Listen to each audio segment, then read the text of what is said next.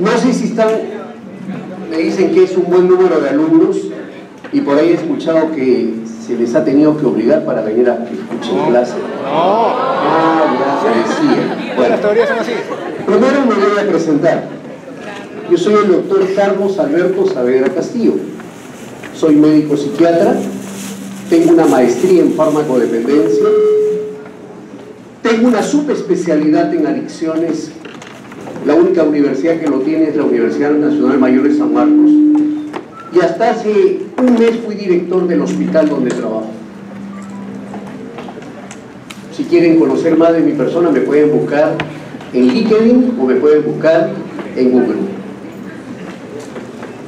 ¿Qué cosas, por qué ese sarcasmo que tengo para poder hacer este comentario, muy en especial con esta clase?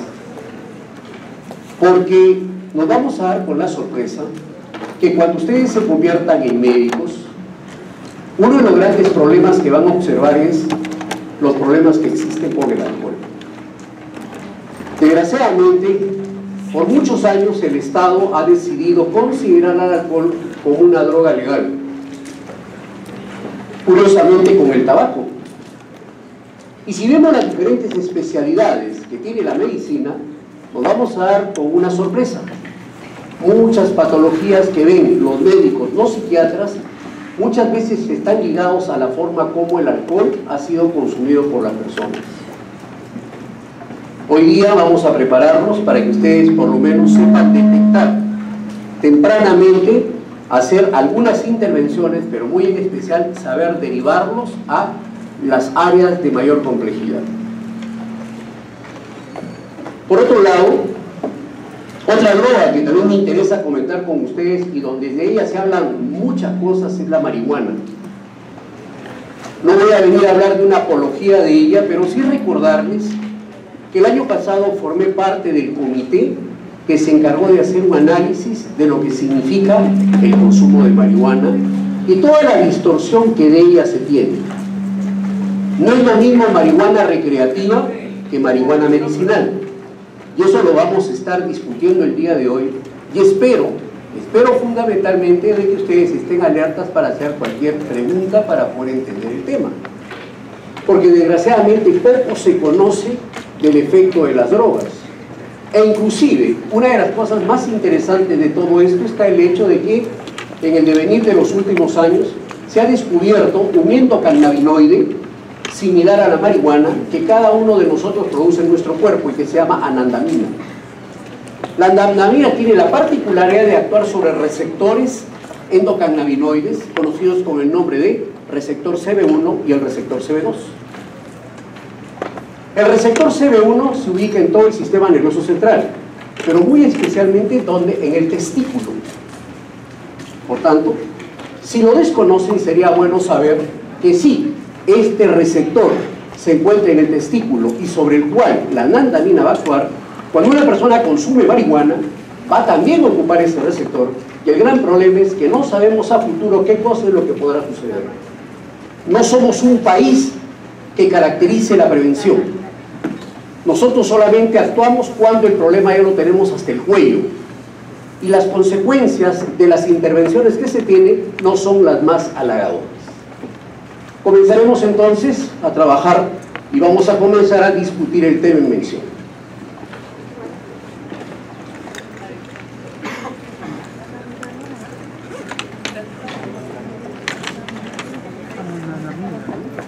Algunos años atrás tuve la oportunidad de conocer a esa persona que tiene ese apellido. Ella se llama María Estela Monteiro. Ella es una farmacóloga brasilera. Ella trabaja en OPS y actualmente trabaja en OMS en el capítulo de lo que concierne a las drogas. Entonces ella nos va a hacer el punto de referencia para tener algo actualizado de poder entender lo que significa precisamente el alcohol. Muchas de estas sustancias las hemos ido encontrando ligadas aparte de lo que significa la cultura de nosotros. Si nos remontamos un poco a lo que dicen las escrituras bíblicas, vamos a encontrar que Noé, luego que él coloca la arca en el monte de Ararat, va a celebrar por haber sobrevivido y va a beber vino. Y la historia cuenta que de la borrachera que él va a tener con sus hijas, va a terminar con una relación incestuosa con ellas. Entonces las bondades que tiene por un lado el uso de estas sustancias se van ligando con otras. Las culturas juegan un papel muy importante para poder regular que muchas veces el uso de estas sustancias no se desborde. Si nosotros comenzamos un poco a hacer un estudio de la cultura peruana, vamos a encontrar legados como los huacos, y donde rara vez vamos a encontrar en un huaco que se trate de describir a un indio borracho. Por el contrario, la sexualidad, culturas como la mochica, la van a mostrar precisamente en una serie de huacos en los que el Kama Sutra queda corto para poder hacer una descripción a través de ellos de cómo es la sexualidad. Por tanto, nos vamos a ir metiendo y lo primero que vamos a ver es, cuando hablamos del consumo de alcohol, dos cosas me van a interesar. Por un lado,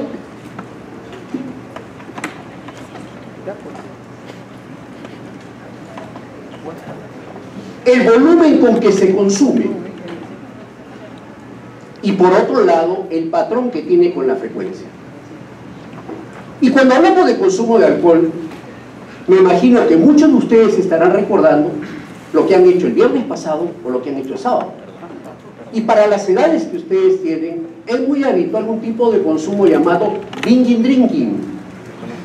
Ese consumo llamado binging drinking es lo que le llaman el consumo en atracón. Nosotros no nos escapamos a ese fenómeno. Los españoles lo llaman el fenómeno del botellón. Días como el sábado o días como el domingo, se acostumbra en Madrid y en muchas ciudades españolas, los adolescentes o adultos jóvenes salen a beber, por lo general se compra una botella de gaseosa, que puede ser una Coca-Cola, Pepsi-Cola de 2 litros o 2 litros y medio, pasean un poco de contenido y le agregan un licor fuerte. Puede ser whisky o puede ser vodka. Hacen la mezcla y comienzan a beber.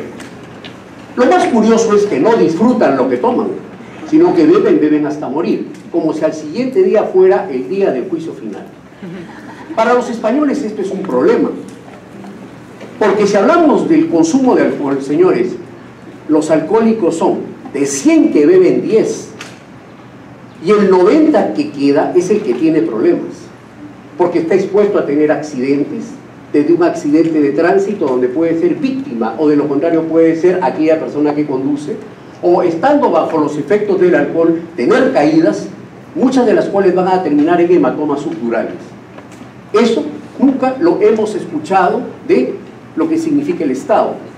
Tímidamente el presidente que está haciendo ahora va a aumentar impuestos, pero lo va a hacer de una forma tal que probablemente no se va a tener el impacto que a nosotros nos interesa, y lo que va a ser mucho más importante es cuál es la edad más vulnerable para iniciarse en el consumo. Si tenemos en consideración el volumen y tenemos en consideración el patrón de consumo, vamos a ir viendo cómo de su continuidad en el tiempo vamos a apreciar consecuencias para la salud. En algunos casos van a ser consecuencias agudas y en otros casos van a ser consecuencias crónicas. Oye, el doctor está hablando de disparates, yo quiero ser cardiólogo, ¿y qué miércoles me interesa que me hable de esto? Pues sucede que el alcohol es una droga que tiene una gran particularidad. No hay organismo o no hay estructura y no hay tejido del organismo que termine siendo afectado por el alcohol. Nosotros los psiquiatras nos hemos ido interesando del estudiar las drogas por las conductas que tienen, pero el alcohol, yo estoy plenamente convencido que en un futuro deberá convertirse en una especialidad, los alcohólogos, que es lo que está comenzando a ocurrir en Europa. ¿Por qué? Porque hay muchas complicaciones. En los Estados Unidos no existen psiquiatras en adicciones, que existen médicos especialistas en adicciones, y vamos a encontrar una sociedad internacional que se conoce con el nombre de ASAN. A propósito, si les interesa, en el mes de agosto vamos a hacer un congreso internacional sobre adicciones. Van a venir 2 ponentes, va a venir un americano y va a venir un español. Sería bueno, les voy a traer información para aquel que desde ahora comience a interesarte en este tema que es tan extenso, comience un poco a ir observando que hay cosas también interesantes para poder comprender lo que significa el uso de estas sustancias. Bien, pero si hablamos del consumo de alcohol, no solamente nos vamos a limitar a entender lo que vemos al centro. Por un lado, sería bueno tener en consideración los factores de vulnerabilidad individual, como cuáles, la edad. Y una etapa crítica para iniciarse en el consumo de drogas es la adolescencia. El adolescente, por su mismo desarrollo, por su misma neurobiología, se va a encontrar en un momento muy crítico que se da entre los 13 y de los 18 años. ¿Y qué cosa ocurre en esas edades? Hay unas áreas del cerebro que forman parte del sistema límbico en las cuales van a haber proliferación de células. Células en las cuales el neurotransmisor fundamental va a ser la dopamina. Pero ¿qué cosa sucede cuando se produce el mecanismo de proliferación? Se producen más neuronas que producen dopamina, pero resulta que los receptores sobre los cuales van a actuar son insuficientes. Si uno imaginara una cantidad de dopamina que se va a formar en el cerebro del adolescente, el que debe de actuar sobre el receptor respectivo, supongamos que juegue con el número 5, un equivalente de 5, la cantidad de dopamina, la cual va a actuar sobre 5 receptores, o una cantidad equivalente de 5 receptores. Pero en el cerebro del adolescente, a esa edad, la cantidad de dopamina es como 20. Solamente puede ocupar 5, y me queda una diferencia de 15.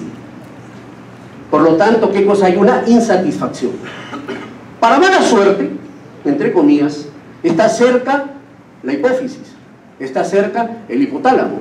Y vamos a encontrar cómo la presencia de las hormonas masculinas van a hacer que toda esa, llamémosle, ese riesgo que de por sí va a generar esta zona, hará que el adolescente varón sea el que más sea proclive a emitir una conducta de riesgo, como puede ser el inicio temprano de relaciones sexuales, como podría ser iniciar un deporte de riesgo, pero también como podría ser iniciarse en el consumo de drogas. Los padres tienen que estar muy alerta, porque cuanto más tempranamente se inicie un sujeto en el consumo de una droga, aun cuando sea el alcohol, la maduración del cerebro cambia. Y se va observando que la imagen cerebral de adolescentes que han comenzado a temprana edad consumiendo son cerebros que se asemejan a los cerebros de personas de la tercera edad. Y si bien la persona externamente no es igual a un viejo, pero algo que lo va a caracterizar es su impulsividad. Por lo tanto, si de por sí hay una impulsividad en el adolescente y se pone a la acción de unas drogas, se incrementa la impulsividad y el riesgo se hace cada vez mayor. Por muchos años siempre se decía, la droga de entrada para que una persona se inicie en la carrera adictiva era la marihuana. Pero sucede que no era así. La droga de entrada se llama alcohol. Esto que siempre observamos, del cual se hablan tantas bondades y de las cuales el Estado ni la sociedad te reacciona, porque hace 30 o 40 años habitualmente uno se comía un ceviche y siempre era la asociación ceviche o Inca Kola o ceviche con chicha morada. La industria cervecera y el marketing comenzaron a observar, esta es una interesante oportunidad. A partir de ahora va a ser ceviche, cerveza. Y se produce todo un condicionamiento en la sociedad que muchas personas cuando se van a comer un ceviche se tienen que tomar la chela para poder disfrutar el pescado.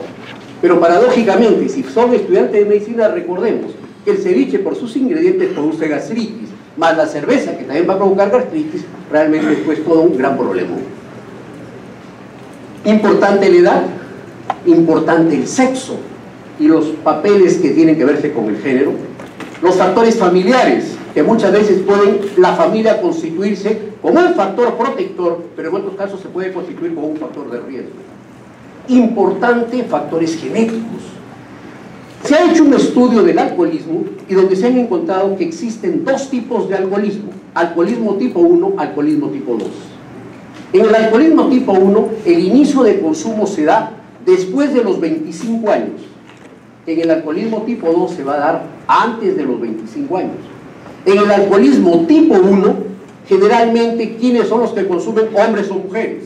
En el alcoholismo tipo 2, fundamentalmente varones.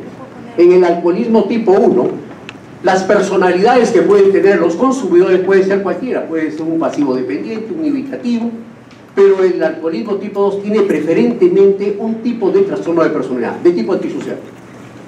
Sobre la base de estos elementos, entonces va tomando cada vez más cuerpo el hecho de que el factor genético juega un papel importante. Finalmente, recordar factores de vulnerabilidad social. Nos catalogamos como un país del primer mundo, pero nuestra conducta no se asemeja realmente a lo que queremos aspirar. Pero Pablo Kuczynski hablaba mucho de esta organización sobre la cual podemos tener indicios y en algún momento podemos aspirar a poder competir con los países del primer mundo, pero el tiempo nos está diciendo que va a ser imposible. ¿Por qué razón? Por la cultura. ¿Por qué razón? Por la forma como percibimos las normas y muy en especial el contexto de consumo y finalmente la disponibilidad hacia una droga. En los Estados Unidos se dan situaciones contradictorias. No hay mes, no hay bimestre, no hay semestre donde alguien mate a otra persona porque simplemente la industria del armamento del ciudadano civil y corriente está fácilmente disponible. Vamos, nos podemos comprar una pistola, no nos van a pedir muchos requisitos y paradójicamente en algún momento que se nos viene la locura comenzamos a convertirnos en asesinos en serie. Pero hay una gran contradicción. ¿Cuál es la mayoría de edad de los norteamericanos? 21 años. ¿Cuál es la mayoría de edad en los peruanos? 18. Y alguna vez una política que todavía está en el Congreso quería que fuera 16. La mayoría de edad se va a convertir en un factor protector indirecto que va a proteger al ciudadano de no exponerse tempranamente al usar una sustancia. Sobre la base de estos elementos, finalmente podríamos recordar que el consumo de alcohol va a comenzar a generar un impacto socioeconómico en el individuo, pero también en la sociedad, los daños que eso implica y finalmente el trastorno de uso de alcohol que después iremos comentando. ¿Sí?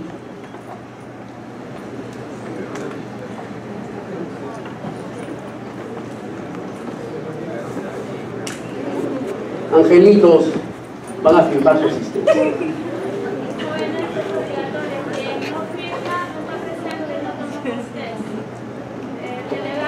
Chicos,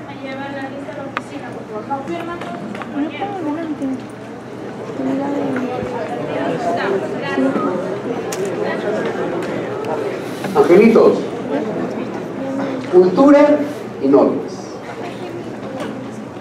Vamos a ver que probablemente, debiendo haber el 100% de alumnos acá, a lo mejor hay 80, pero cuando se entregue la lista, ¿cuántos van a estar? El 100%. Cultura. La cultura podría convertirse en nosotros en un factor protector, pero la cultura desgraciadamente es un factor de riesgo.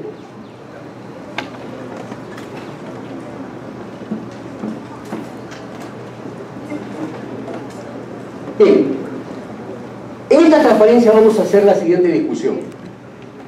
Vamos a colocar en el eje de las X el inicio del consumo, pero también el consumo en el tiempo, cómo va el consumidor evolucionando en el uso. Y en el eje de las Y vamos viendo desde lo que es un uso, un hábito, un impulso, una obsesión y la alteración de la realidad. La etapa experimental, que va a corresponder a la edad de inicio, la vamos a encontrar por lo general, según estudios, 18 años. Pero hay cada vez más evidencia que el consumo se va dando a edades más tempranas, 13, 12, 10 años. Y si estamos hablando de la maduración del cerebro, donde el cerebro alcanza una particularidad a la edad de 20 años, entonces van a haber un número determinado de años donde se le va a privar al cerebro de poder madurar. Más o menos a la edad de 16, 17 años, ya tenemos la etapa habitual o social. Pero, como siempre, la línea que estoy colocando de color oscuro va a ser el punto de quiebre. Hasta lo que va a corresponder lo que es el consumo habitual social, vamos a encontrar que el cerebro y el sujeto tienen la capacidad de elegir. Yo elijo por muchas razones. Si mañana tengo un examen, pues no bebo. Si tengo que conducir un vehículo, pues no lo hago. Si tengo que asumir una responsabilidad, tampoco lo hago. Si me quiero divertir, probablemente lo justifico y lo que hago. Estoy todavía en un momento en el cual la elección es la más acertada y la más apropiada. Pero cuando se presenta la línea de color azul, entonces pasamos a un momento en que el consumo va cambiando. De elegir en un primer momento, se van generando cambios cerebrales en que el consumo se convierte en una necesidad. y necesidad respecto a qué. Hay una zona del cerebro en el sistema límbico donde vamos a encontrar una zona que tiene que ver con la recompensa y el placer. Gracias a su funcionamiento podemos sobrevivir. Aquí se van a localizar las llamadas necesidades primarias, que son el hambre, la sed y el sexo. Las dos primeras con la supervivencia individual y la tercera con la supervivencia de la especie. ¿Cómo funciona y cuál es la dinámica de esta zona? Lo siguiente: ausencia, presencia. Cuando yo tengo hambre, tengo una sensación desagradable que va a ser superada cuando yo como. Y cuando yo como voy a sentir un nivel de satisfacción. De manera similar, cuando tengo sed, es algo desagradable, y bebo, voy a sentir una sensación de bienestar que me va produciendo un mecanismo homeostático. Y ni qué decir en relación con la sexualidad. Es así como funciona la dinámica de lo que voy a llamar el cerebro límbico. Este cerebro límbico, que tiene que ver con la parte instintiva de los seres vivos, progresivamente va a comenzar a ser regulado en la medida de que la corteza cerebral comienza a producirse, diríamos, maduración. La sustancia gris comienza a primar, pero progresivamente se va a ir produciendo la maduración desde el lóbulo occipital hacia el lóbulo frontal. A la edad de 20 años, el córtex prefrontal comienza a regular la actividad instintiva. Y por lo tanto, las decisiones que una persona puede tomar ya no va a prevalecer lo instintivo, sino va a prevalecer lo racional, costo-beneficio de las decisiones que yo pueda tomar. Y eso es lo que comienza a pasar en muchos de ustedes. Poco a poco ya son adultos, en algún momento terminarán la carrera y comenzarán a tomar un sinfín de decisiones. Casarse, continuar estudiando, tener hijos, mil de cosas. Cuando la persona se encuentra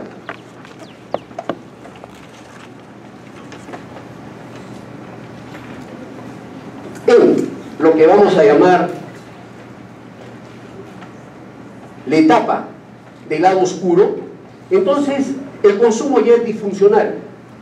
La persona consume más cantidad que lo que habitualmente hacía. La persona, su consumo lo puede vincular con actividades que tienen que ver con responsabilidad, estudios, manejar un vehículo, tomar decisiones. Pero una de las cosas que caracteriza es que el consumo es más de lo habitual. Y si progresivamente el sujeto persiste en el consumo, lo primero que va a observar es algo diferente.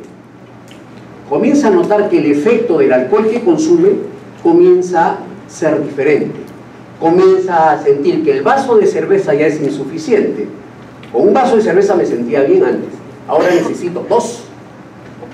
Después voy a necesitar 3. Después voy a necesitar 4. Y en ese momento se va a producir un curioso mecanismo que se llama tolerancia. Al concepto de tolerancia que ustedes aprendieron en farmacología, le vamos a añadir un curioso hallazgo.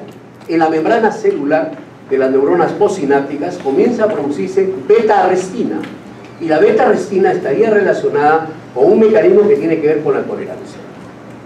Si bien este es un mecanismo teórico que se está observando, pero desgraciadamente sobre él no podemos hacer modificación alguna, y por lo tanto los cambios celulares comienzan a pasar factura.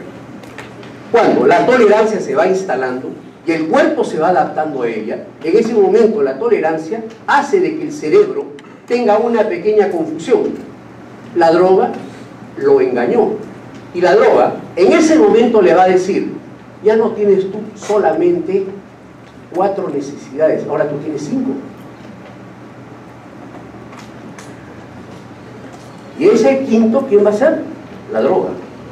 ¿Estamos de acuerdo o no? Y así como cuando yo tengo hambre, tengo malestar, el cuarto, sed y sexo, la droga se comienza a comportar de la misma manera. Por esa razón hablamos de una necesidad.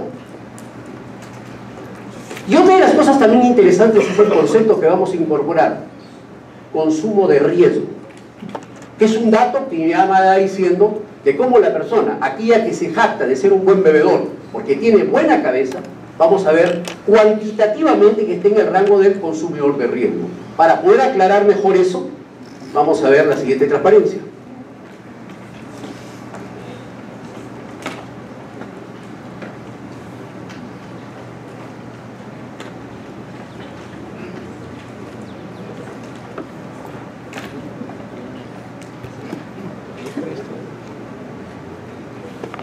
Bien, aquí, porque de lo contrario vamos a perder tiempo valioso. Me gusta hablar bastante, a lo mejor no voy a poder obtener lo que quiero. Es una transparencia interesante. Toda la secuencia que hemos mostrado la vamos a mostrar acá. Entonces vamos a decir lo siguiente: persona que no consume, abstemio. Y en esa carrera adictiva vamos a ir encontrando lo siguiente: consumo de bajo riesgo. ¿A qué le voy a llamar yo consumo de bajo riesgo? El consumo de bajo riesgo, vamos a ver en esta banda de color rojo, dice lo siguiente: consumo de 2 bebidas por día en un hombre, o de lo contrario, 1 bebida por día en la mujer. Criterios que nos va a dar las guías dietéticas de los Estados Unidos al año 2005. Si la persona persiste en el consumo, vamos a hablar de un consumo de tipo perjudicial. En el consumo, un consumo de riesgo. Y en el consumo de riesgo ya comienza a haber un riesgo de daño. ¿Por qué razón? El consumo se va convirtiendo en una necesidad. Y al convertirse en una necesidad, ¿qué es lo que sucede? Persisto en el consumo de alcohol y las consecuencias que va a provocar la presencia del alcohol en el organismo, dependiendo de la economía a la cual se esté exponiendo, esta comienza a presentar un cambio, porque el alcohol no es un alimento. Pero ¿cuándo voy a hablar de un consumo de riesgo? Consumo de riesgo serían hombres, más de 14 bebidas en una semana típica, o más de 4 bebidas en cualquier día, para los hombres. Y en mujeres, más de 7 bebidas en una semana típica, o más de 3 bebidas en cualquier día.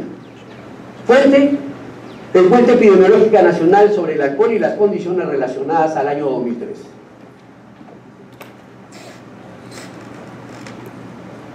Por más que se distraiga, aparece la curiosidad. Y la gran pregunta es: ¿dónde estoy yo? La primera pregunta es: vamos a hablar de un idioma y un léxico que se entienda.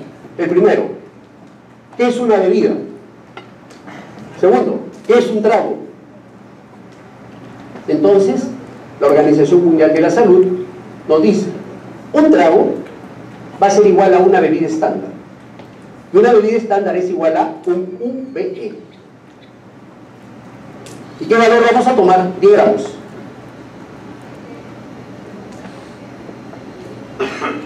Una bebida estándar, ¿cuántos gramos son? 10. En Japón tiene una pequeña variación, como creo que también la tiene en Australia, pero nosotros vamos a buscar homogeneizar. ¿Cuánto? 10 gramos. La otra gran pregunta es: ¿una bebida sinónimo de un trago, sinónimo de una unidad de bebida estándar? Por tanto, si yo hablo de un consumo de bajo riesgo, que son 2 bebidas por día en un hombre, serían consumir menos de 20 gramos, o hasta 20 gramos. Oye, yo me tomo 4 chelas, yo me tomo un par de pisco sour y yo me tomo 2 chilcanos de pisco. ¿Cómo es eso? ¿Cómo lo calculo? No se preocupe, también van a aprender a calcularlo, porque hoy día van a tratar de calcularlo hasta en un poto de chicha. Comenzamos.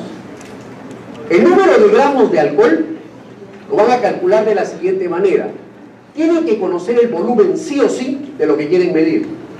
Van a multiplicarlo por el grado o concentración de alcohol y finalmente lo van a multiplicar por 0.8 gramos por mililitro.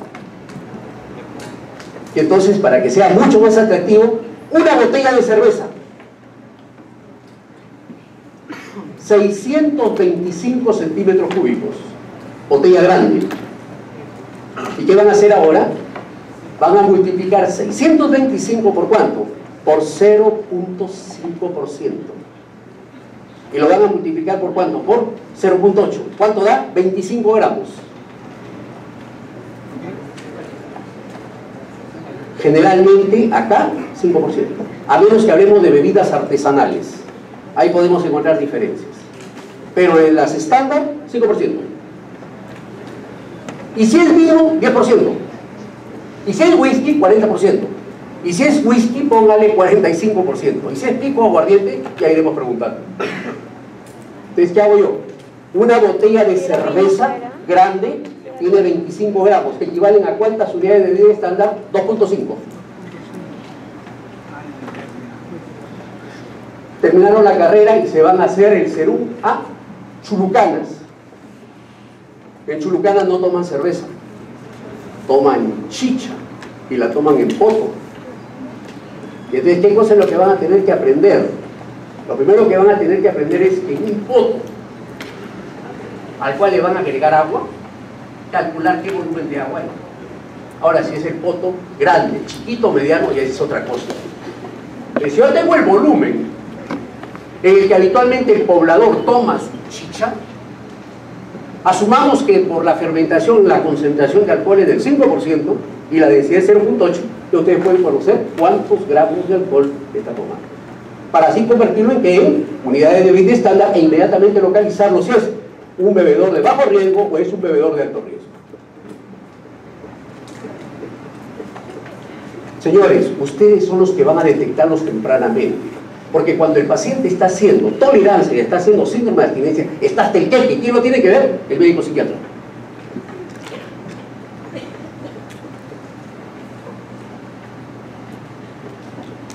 ¿Estamos de acuerdo hasta acá? De acuerdo, alguna vez que estuve en Ayacucho y también he escuchado en Arequipa, toman vasos de vidrio grandes, se llaman caporales. ¿Qué cosa puedo calcular? A menos gramos de alcohol que se toman. Van a encontrar incluso que hay empresas que venden pisco y abajo te dice en la parte posterior: ¿quieres preparar pisco sour? Aquí tienes el siguiente ingrediente: tanto de pisco, tanto de huevo, tanto de jarabe de goma, y tómate tu pisco sour. Pero ¿qué pueden hacer ustedes también? Calcular cuántos gramos de alcohol se está tomando. ¿Vamos bien hasta ahí? Ya sabemos localizar, y aquí es solamente para poder recordar cómo sabes cuánto alcohol hay en tu bebida. Y es simplemente cerrar la idea de lo que hemos comentado con anterioridad.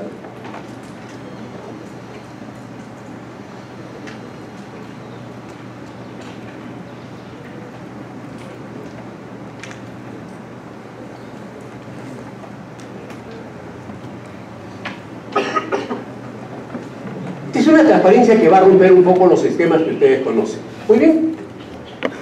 Vamos a volver a ubicarnos en esa J que representa el consumo en el tiempo de alcohol. La base de la J se coincide con el uso, y el consumo no es de cantidades que pueden entrar en este concepto de los riesgos. Pero si hablamos del extremo de la J, ahí es donde tenemos el problema. Bien, veamos, hagamos el esfuerzo siguiente. Dependencia de alcohol.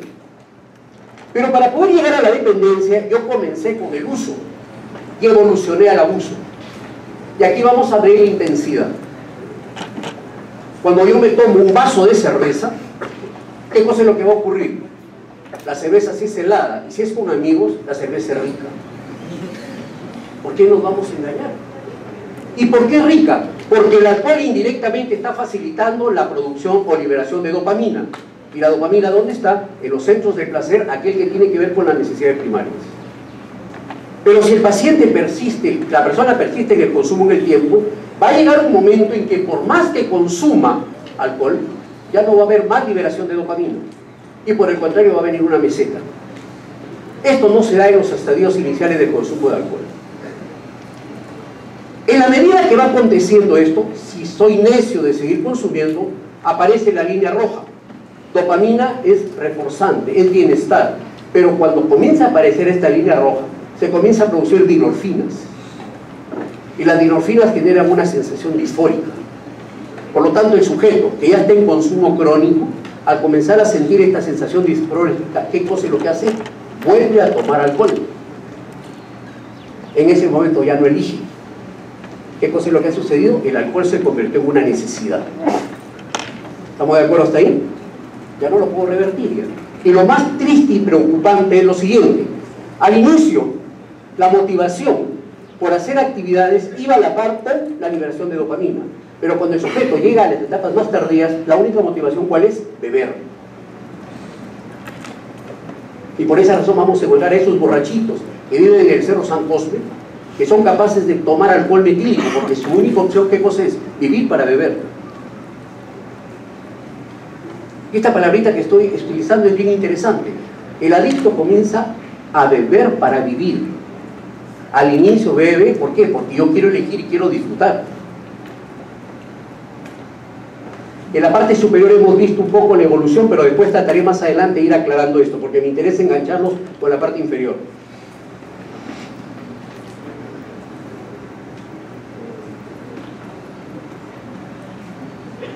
Bien.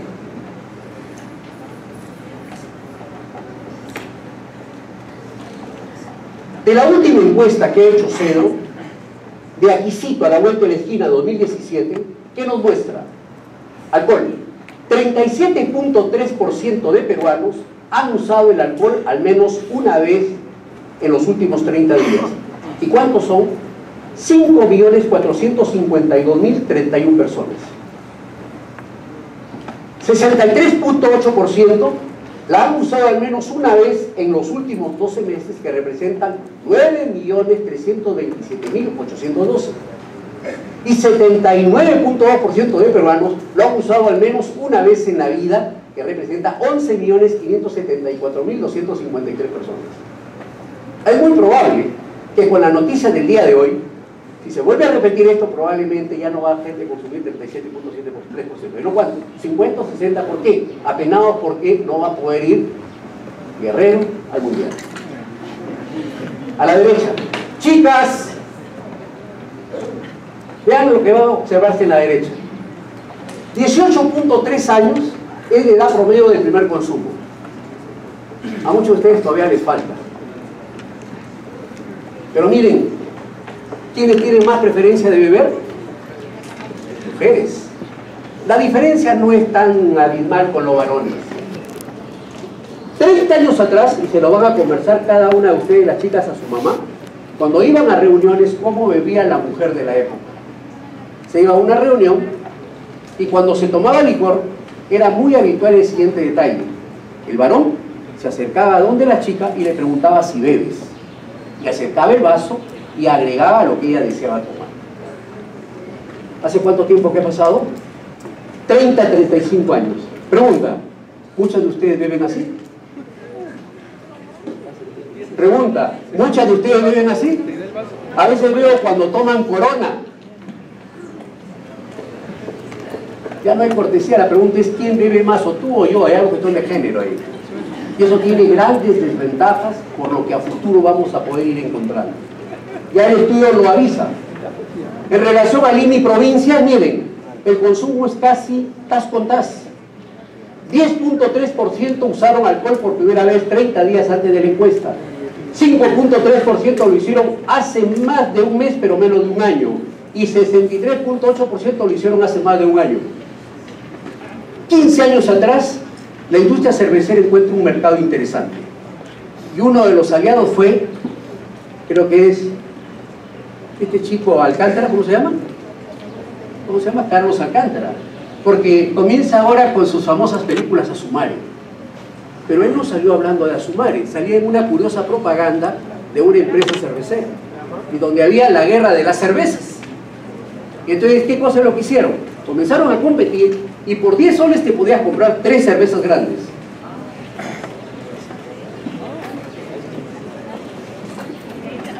Como diría Huxley, este escritor, de un mundo feliz totalmente condicionado por esta situación. Por esa razón ahora beber es visto como lo más natural, pero desgraciadamente tras el consumo. No he venido a hacer acá pues una campaña puritana de que no deban beber o no, pero se tiene que beber con responsabilidad, y la forma como es la presión mediática es espantosa. ¿Qué día estamos hoy? ¿Qué día estamos hoy? 14. ¿14 qué? Mañana vamos a celebrar un día después del Día de la Madre. ¿Quién lo propone? Budweiser. A lo mejor puede ser el sábado. No fue Paolo Regala al Mundial. ¿Qué hacemos? Celebraremos la primera semana de duelo porque no fue Paolo Guerrero al Mundial. Se está celebrando el día del padre, de la madre, del hijo, del niño, dentro de poco del mariposón, después va a venir la lesbiana, pero ojo, en una sociedad donde no hay una respuesta contestataria, entonces tenemos, lo único que está haciendo tímidamente el presidente, ¿qué cosa es? Está lanzando el incremento de impuestos. Pero si queremos proteger a la sociedad, lo ideal sería que una botella de cerveza grande, no se enojen conmigo, ¿eh? ¿Cuánto debería costar? 50 soles.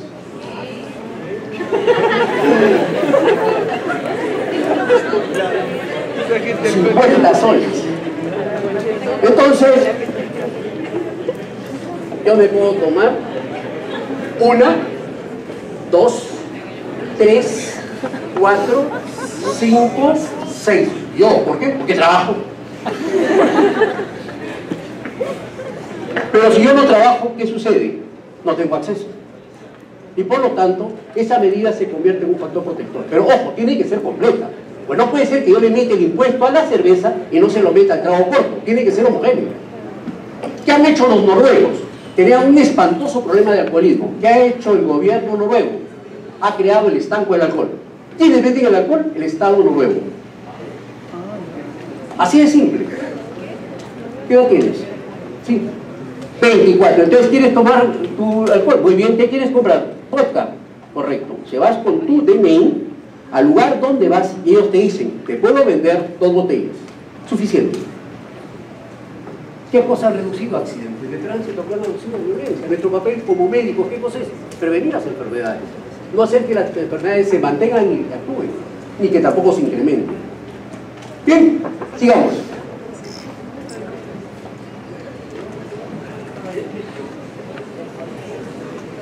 Esta sí les va a gustar, ¿eh? Niños, veamos.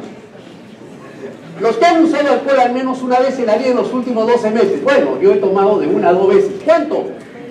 29.5%, pero las matemáticas cansan. Lo que les va a gustar más es lo que está a la derecha, que donde está sentado. ¿Por qué? Porque 2.8% de las personas que fueron encuestadas manifiestan que han tenido deseos de usar bebidas alcohólicas al despertar por la mañana. ¿Cómo se llama eso? Apetencia. ¿Cómo se llama eso? Craving. Y eso ya no es sano, ¿eh? El cerebro cambió. Y lo más triste es que 9.8% indican sentir que cuando comienzan a tomar no pueden parar. ¿Y a eso aquí qué le falta? Personas que ni bien despiertan después de haber tomado, tienen que cortarla. Tienen que cortarla. Pero como a veces no quieren admitir que tienen el problema, entonces ¿qué dicen? Me como el ceviche, ya que no saben con qué lo asientan. Se toman el caldo de gallina, que no saben con qué lo asientan. Entonces, enmascaradamente, ¿qué es lo que están haciendo? Están controlando su síndrome de abstinencia.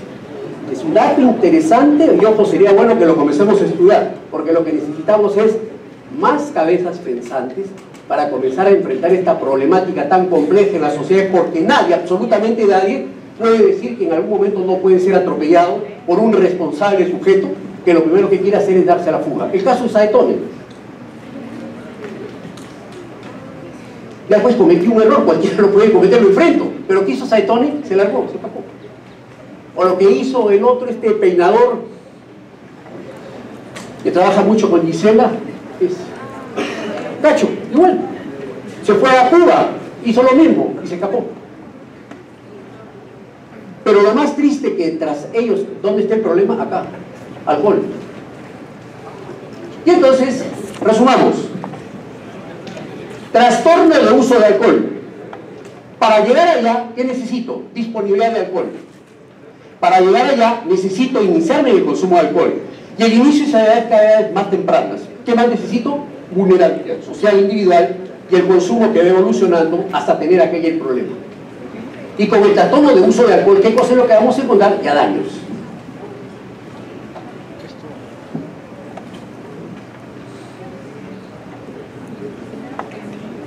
Solamente para poder recordar cómo diferenciar los contextos de uso y abuso de alcohol, que es importante saberlo delimitar. En el uso, la persona que hace un consumo ocasional relacionado con pocos acontecimientos y simplemente para disfrutar el momento. Pero en el abuso y en la dependencia, ya no solamente es disfrutar en ese momento la situación que se vive, sino el cuerpo te lo pide. Y en ese momento, ¿qué es lo que está sucediendo? El consumo se está convirtiendo en una necesidad. Entonces, ahí, salir de ese problema muchas veces es bien complicado.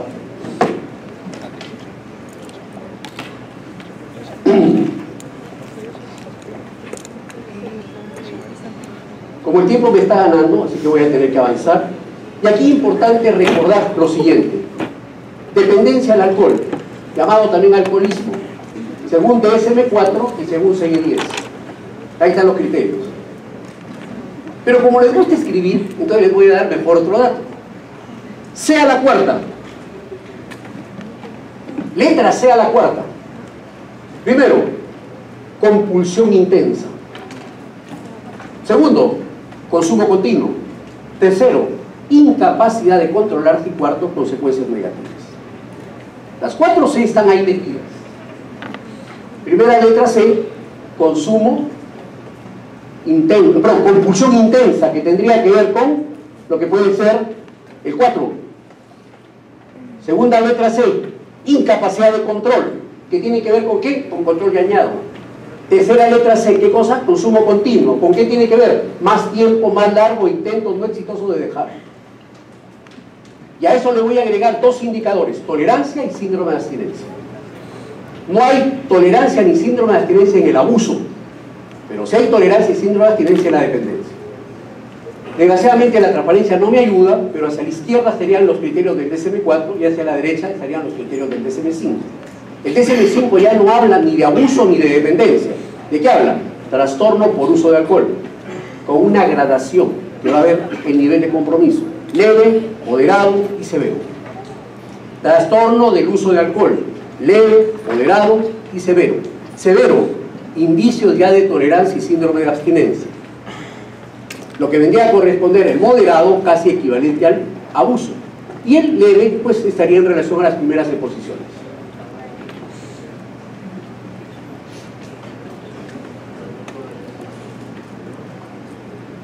Bien, entonces comenzamos.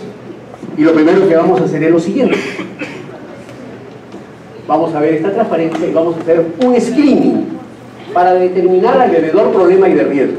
Entonces yo puedo estar en mi emergencia haciendo mi práctica de, a lo mejor, en atención primaria, o puede ser que esté haciendo mi internado. Y entonces comienzo a practicar con las siguientes preguntas. La primera: ¿con qué frecuencia usted ha bebido 5 tragos o más en una sola ocasión? ¿Qué significa eso? ¿Que el sujeto está consumiendo cuántos tragos? 5. ¿Cuántos gramos de alcohol?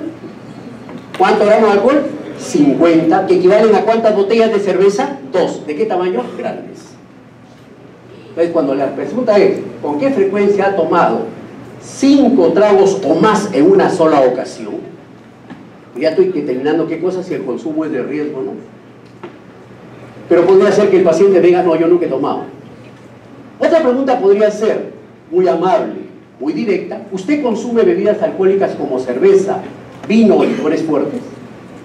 Si el paciente me dice que sí, ya fue, porque le puedo hacer la siguiente pregunta: ¿cuántos días a la semana?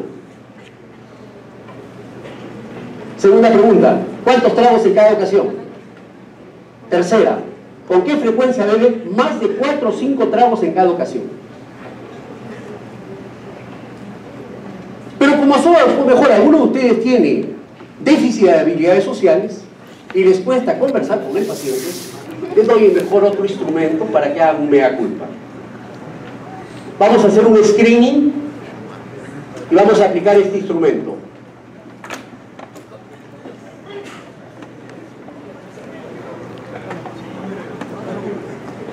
A ver, angelitos.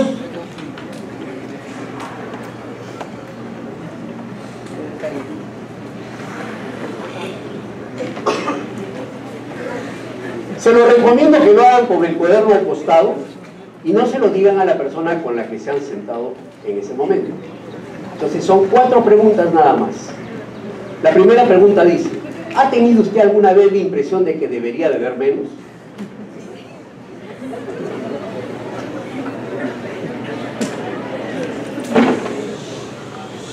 Segunda pregunta: ¿le ha molestado alguna vez la gente criticándole su forma de beber?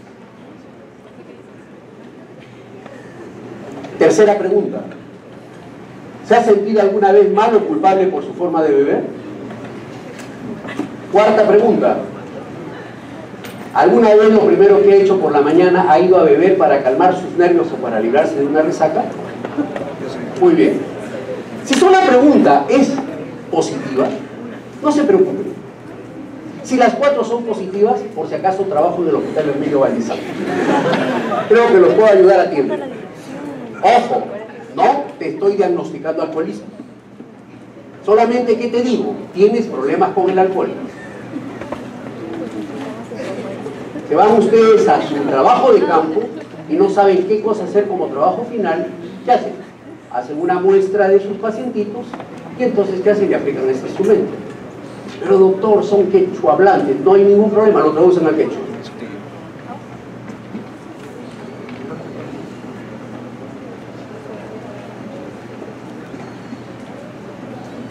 Pero como todavía no les causa impacto el problema que les está ocasionando el alcohol, veamos qué otra cosa va a suceder.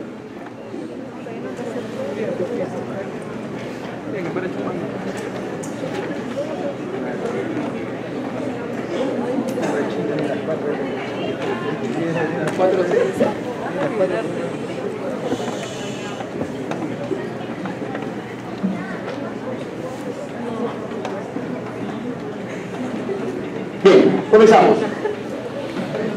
A ver, señores, escucha, doctor, por más que usted me explica esto, a mí no me convence, doctor. Yo ya le voy a escuchar su clase. Honestamente no quiero ser psiquiatra, bien por ustedes. Yo quiero ser cardiólogo. No, doctor, yo quiero ser cirujano general. No, doctor, yo voy a ser ginecólogo. No, doctor, yo voy a ser dermatólogo. Muy bien.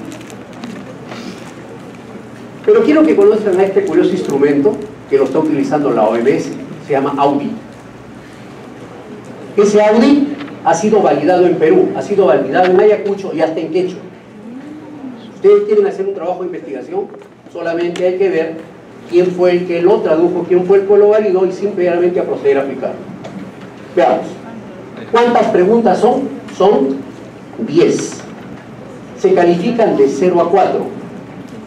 Puntaje máximo, ¿cuánto es? 40. Punto de corte, ¿cuánto es? 20. Si la persona se le hizo el case y hay problemas, y al aplicar el Audi tiene 25, esa persona es un alcohólico. Pero si supongamos fue, ¿qué cosa? Un case positivo, pero el puntaje fue en el Audi 10, la siguiente pregunta es, doctor, ya no soy alcohólico. Efectivamente, pero el Audi no se contenta con eso, da, digamos, intervenciones.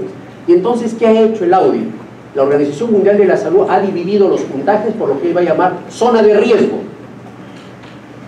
En el alcoholismo ya, zona 4, pero vamos a encontrar una zona 3, vamos a encontrar una zona 2 y vamos a encontrar una zona 1. ¿Está claro? Eso es lo que vamos a ver a continuación. Preguntas fáciles de responder y sobre las cuales puedo tener interesante información.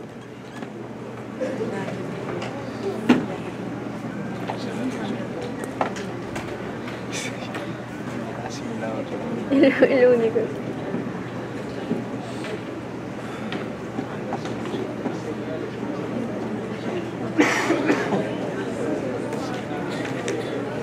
Y antes que se cansen, vamos a aplicar otro instrumento, se llama EVA.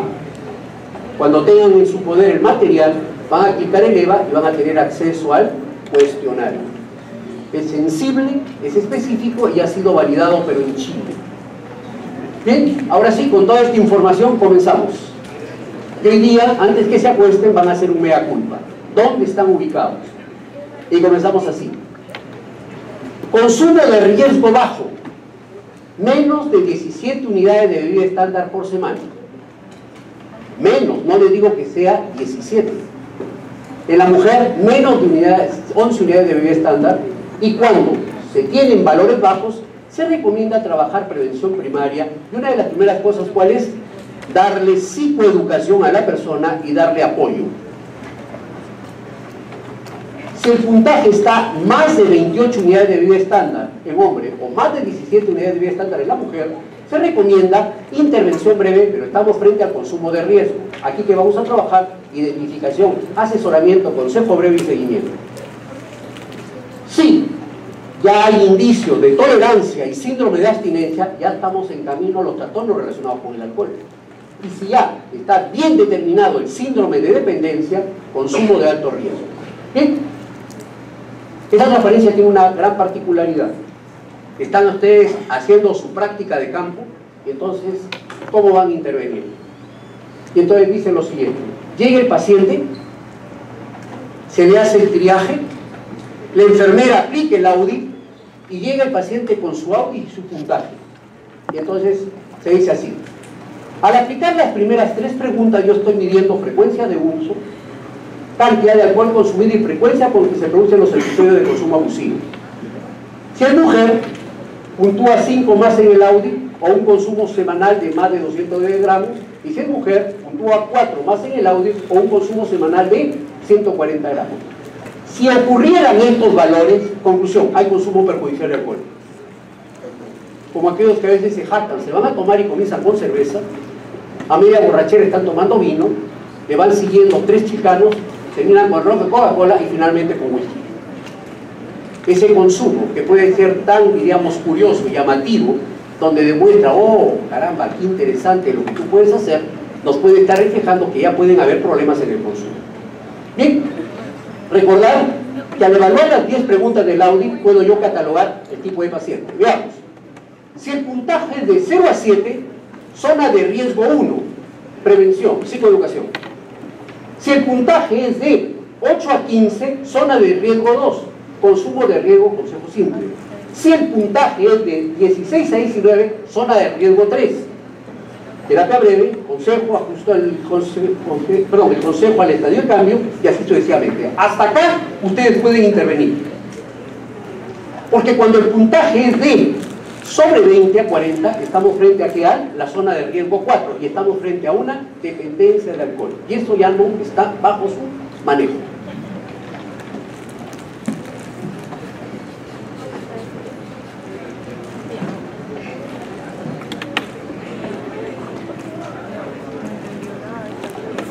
Bien, vamos a hacer una pequeña intervención farmacológica. No se preocupen si se van o no se van. A mí no me interesa eso, porque he puesto 20 preguntas. Y para las 20 preguntas, ustedes tienen que estar en clase. ¿Y saben por qué? Porque yo no les voy a hacer la pregunta de la transparencia. Yo les voy a hacer la pregunta de toda la clase y cómo van a razonarlo. Yo enseño en la Facultad de Medicina, y a diferencia de acá en San Marcos, yo dirijo el curso. Y las reglas yo las pongo bien claras. Yo no agarro la transparencia y te dice, la transparencia dice A, B, C, todas las anteriores, ninguna las anteriores, no señores, yo presento casos.